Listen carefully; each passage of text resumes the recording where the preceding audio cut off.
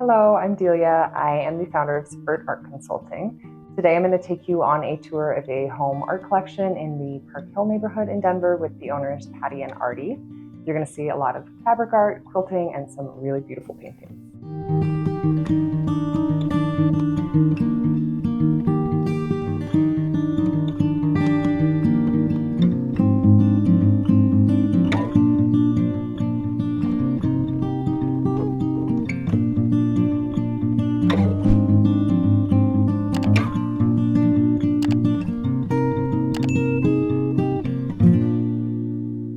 I got it at this gallery in Buena Vista, and I think it's acrylic. But what I know is that she painted it when she was right there, and that it's near Crested Butte. And I think we've had that for maybe 5 or 10 years. And I just love it. You know, it's Colorado to me. And her colors are, like you said, they're so muted, and it really goes into a river we've kayaked. I'm in an art quilting group with, and who's probably my most favorite quilter in the group. She's just got away, I think. I love art quilt landscapes. And I did take a class with her once. Dorothy Raymond is her name. Oh, I remember one thing she said that was cool was when she was working on this, she was trying to figure out how to get the subtleties of the changes in the skyline and along the horizon. And I think that the way she did this gray, and then you can see there's stuff she sewed over, if you look really close right there, that I thought was successful. And of course, I love the sparkles on the rocks on the river. So this room ended up being a lot of river stuff. Which is very fitting for your family. Yeah, and this piece is the piece that I had commissioned.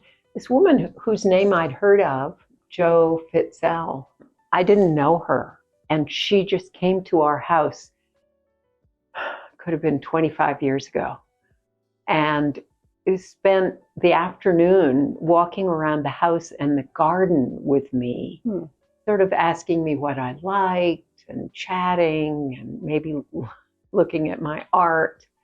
And I said, I want something for over the fireplace. I mean, that was about as much as I said. And she did this. You know, she came back a few months later, and she has painted a lot of the, I think some of the background is silk. I just have never tired of it, never tired. And that is a piece done by this woman who was a friend of a friend, but we did a river trip with her. She did shells, but she also had this piece, and I saw it and just loved the sort of earth, water. It's ceramic? It's ceramic. Yeah, she taught ceramics at University of Wyoming in Laramie. And it turned out a good friend of ours was a student of hers. And then he actually ended up teaching for her when she was on sabbatical. Piece is sort of a posthumous collaboration that I did with Scott. And I haven't finished it. I found I have a few more of these, and I'm going to put them. I didn't know he did fabric art. He doesn't. I'll show you what the collab. I did this. Oh. And then he did that. Oh, beautiful. And he said to me at some point before he died, we should do something together. And we never got to it. But then when he died, we inherited this. And I looked at that and sort of said, oh, we'll do our collaboration now. But I just adore that piece. It's stunning. It is stunning. Actually, I do love both of these pieces were painted by on an island in Maine by my sister's art teacher in Pittsburgh. And we went to his studio in Pittsburgh. I sort of bought them right then and there on the spot I commissioned somebody to do of our house. She sat out there on the sort of in the grass, and it's of the back side of the porch and the garden. She did it in pastel. I think she like advertised herself in the Park Hill News, and I just loved what she did. This was one of my really early pieces. I took a class with that Dorothy who did the river. She taught us how to make something from a photograph. And this was a photograph that Case, our friend, took near in southern France, in Provence, where they had a house. And so it was a real house that is actually just cut off. Looks like somebody cut it in half. And in front of it were all these fields of lavender and poppies. And this, which looks like sheep, is actually a stone wall. I just love the way she did the water and the way she quilted it so beautifully, and there's sparkles. And working with this sparkly thread is not the easiest. You know, you have to have the right tension so it doesn't break. And I think it was skillfully done. And then this is silk, and this is also silk. Do you make your buying decisions? I am so random. I do not say, oh, well, mostly I see something that I like, and so often it's been local, but I just see stuff that I like, and I can't tell you what it is that makes me call to it. You don't overthink it. Yeah.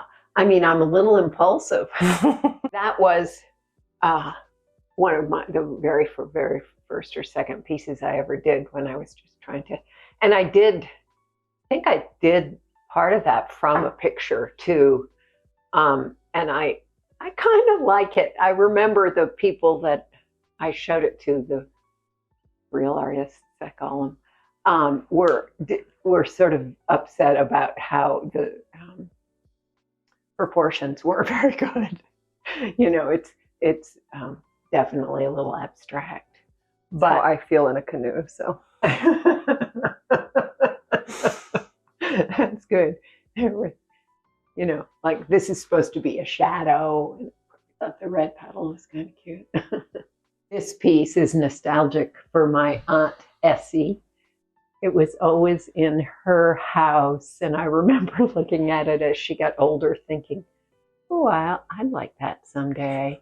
I love that it's called Brave New World, and it makes my aunt was just a beautiful, little bit timid woman who is quite connected with. When you're in school, you know, every year you get your picture taken, and Artie had their pictures, you know, separate in 2 separate frames on his desk at work. And he was seeing a kid, and the kid's father came into the office and said, I could draw those for you if you want. And Artie was like, oh, well, thanks. That's really nice of you. A couple of weeks later, he shows up with this.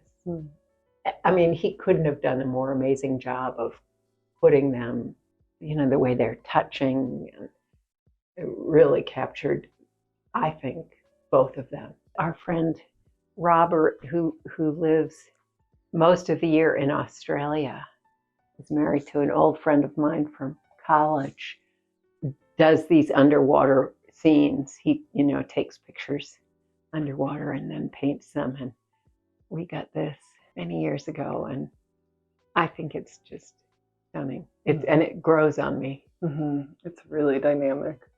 Piece that clearly showed up. I mean, I could look at it afterwards and say, oh yeah, things were really falling apart about then.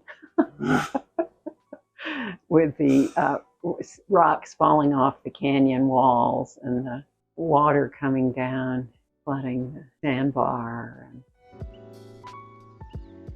That piece was Mom's, and it was done by somebody we both know in the town where I grew up, who moved to Greece. And she did that painting, one that was a watercolor that Artie and I just kind of treasure, sweet memories of, done by my mom's second husband's daughter. It's where we used to go to visit my mom when she was with him in Rhode Island. And that's a little island we would go in the boat out to. She did this too. This is the backyard where my mom lived with him. And we have a summer piece, a summer one and a winter one made by a friend of mine who does, I think, quite neat work. She did this out of paper, and it is called Caucasian wingnut 2, which is a plant. But isn't this neat? And this piece is also done by a woman, Barb Beasley, in my art quilt group. There's some amazing artists in that. She's from Boulder, and she is very successful. I'm just so drawn to fabric. All my life I have been drawn to like quilts, and look at the way she puts all these different pieces of fabric together, or how she got the horn, how she got the fabric to look so perfectly. I mean, somewhere she found that fabric that just worked. So it looks, exactly what it looks like, but, it is abstract in a way. Mm-hmm. Yeah. And then this piece is one of my early pieces. And one thing I love, maybe more than almost anything about doing stuff with fabric, is the quilting part. So these were my grandmother's gloves. I had so much fun doing this free motion quilting on my machine just to create that texture. I'm not sure why, but you were a midwife, right? Yeah. I don't know why this makes me draw an association to midwifery. Yeah. Well, because of the hands and the birthing. I mean, there's a birthing. That's so cool that you say that, because nobody has said that. And have I even necessarily thought it? That's what I love the most about what happens with art, is that I do stuff and it tells its story to me. Mm-hmm. Thank you so much for watching that. I hope that it resonated with you. I would love to hear your comments on which art pieces you loved, which you didn't, what you would hang in your home, which you wouldn't. I want to hear it all. And if you would subscribe to this channel if you haven't already, and share this video with anyone who you think might resonate with it, I would appreciate it. Thanks, and I will see you in the next video.